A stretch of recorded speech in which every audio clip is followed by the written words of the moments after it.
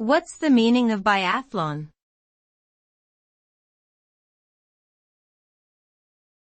Biathlon.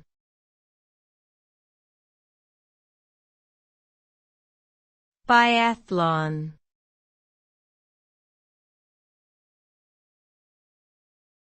Biathlon.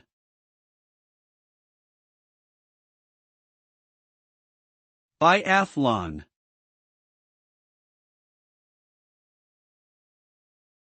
Biathlon is a winter sport that combines cross-country skiing and rifle shooting.